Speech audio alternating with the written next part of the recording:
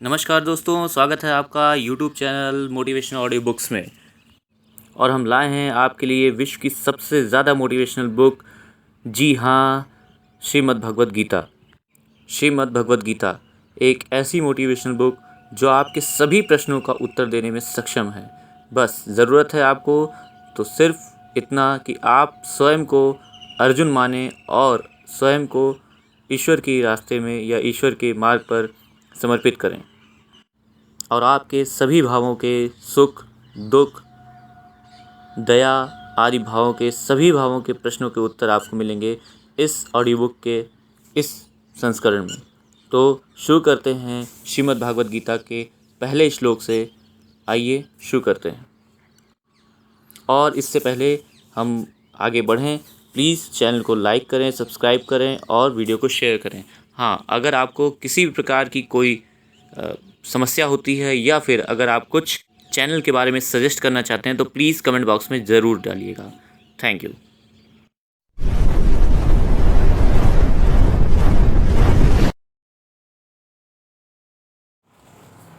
अध्याय 1 कुरुक्षेत्र के युद्ध स्थल में सैन्य निरीक्षण। धृतराष्ट्र उवाच धर्मक्षेत्रे कुरुक्षेत्रे समवेतायुत्सव मामकाः पांडवश्च किम कुर्वत संजय।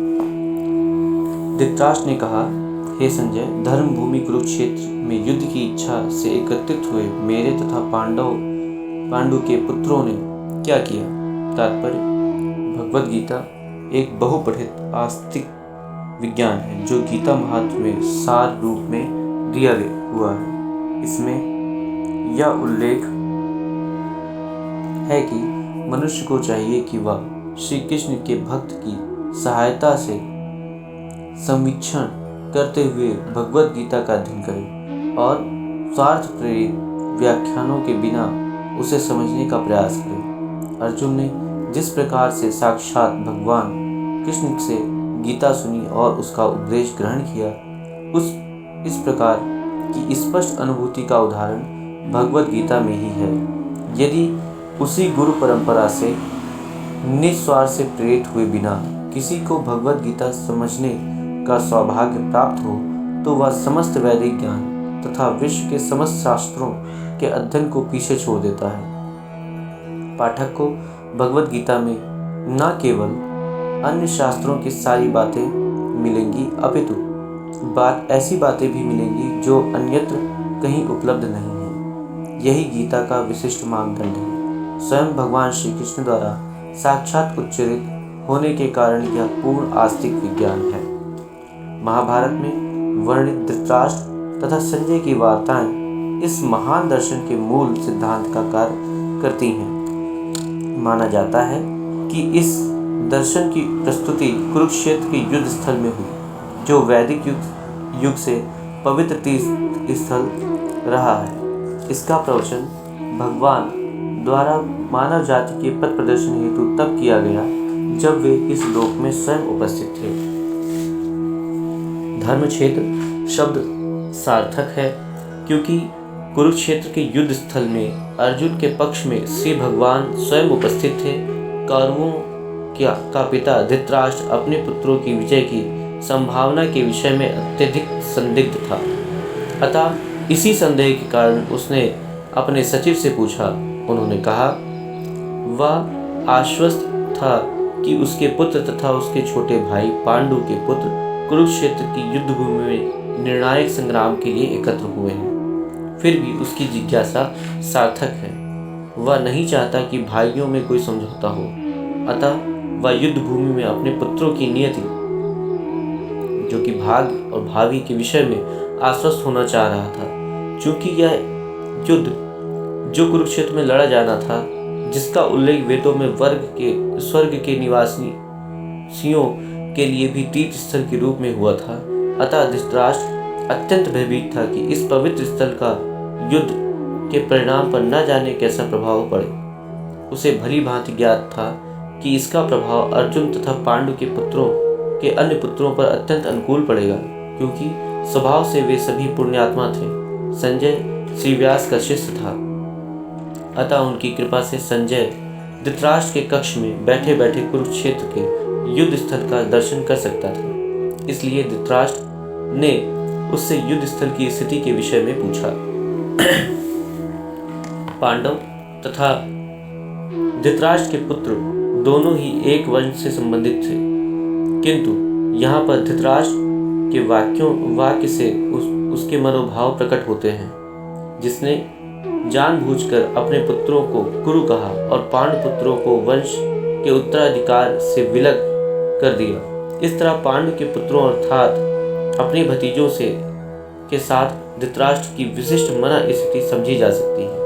जिस प्रकार धान के खेत से अवांछित पौधों को उखाड़ दिया जाता है, उसी प्रकार इस कथा के आरंभ में ही ऐसी आशा की जाती है कि जहाँ धर्म के पिता श्री कृष्ण उपस्थित हों, वहाँ कुरुक्षेत्र रूपी खेत में दुर्योधन आदि धृतराष्ट्र के पुत्र रूपी अवांछित पौधों को समूल नष्ट करके युधिष्ठिर आदि नितांत धार्मिक पुरुषों की स्थापना की जाएगी। यहाँ धर्म क्षेत्र तथा कुरुक्षेत्र शब्द की उनकी ऐतिहासिक एवं वैदिक महत्ता के अतिरिक्त यही सार्थकता है। संजय उवाच।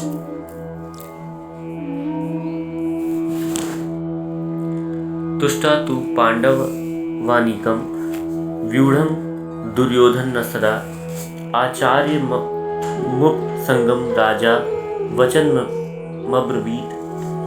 संजय ने क्या कहा?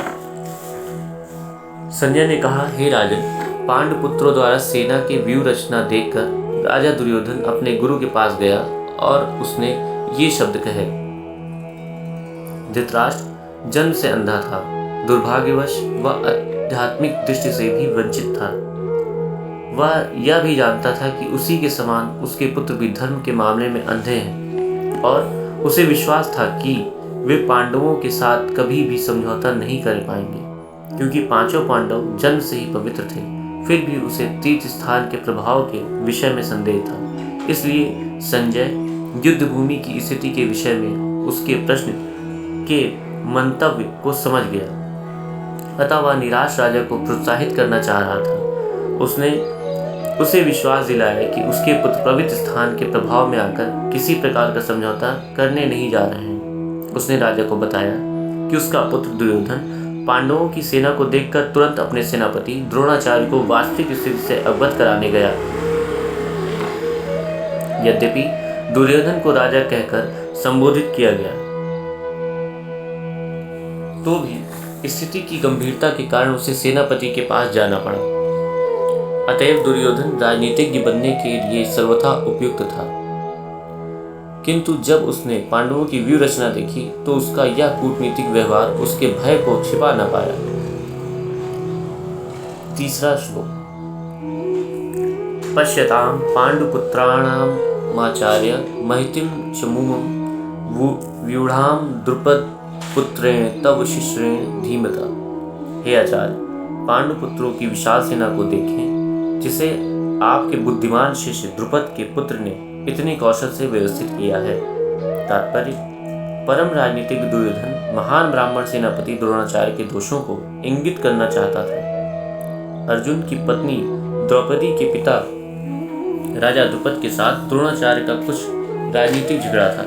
इस झगड़े के फलस्वरूप द्रुपद ने एक महान यज्ञ संपन्न किया, जिससे उसे एक ऐसा पुत्र प्राप्त होने का वरदान मिला जो द्रोणाचार्य का वध कर सके। द्रोणाचार्य इसे भली भांति जानता था, किंतु जब द्रुपद का पुत्र धृष्टद्युम्न युद्ध शिक्षा के लिए उसको सौंपा गया तो द्रोणाचार्य को उसे अपने सारे सैनिक रहस्य प्रदान करने में कोई झिझक नहीं हुई। अब धृष्टद्युम्न कुरुक्षेत्र की युद्ध भूमि में पांडवों का पक्ष ले रहा था और उसने द्रोणाचार्य से जो कला सीखी थी उसी के आधार पर उसने यह व्यूह रचना की थी। दुर्योधन ने द्रोणाचार्य की इस दुर्बलता की ओर इंगित किया, जिससे वह युद्ध में सजग रहें और समझौता न करें। इसके द्वारा वह द्रोणाचार्य को यह भी बताना चाह रहा था कि कहीं वह अपने प्रिय शिष्य पांडवों के प्रति युद्ध में उदारता न दिखा बैठे। विशेष रूप से अर्जुन उसका अत्यंत प्रिय एवं तेजस्वी शिष्य था। दुर्योधन ने यह भी चेतावनी दी कि इस प्रकार की उदारता से हार हो सकती है।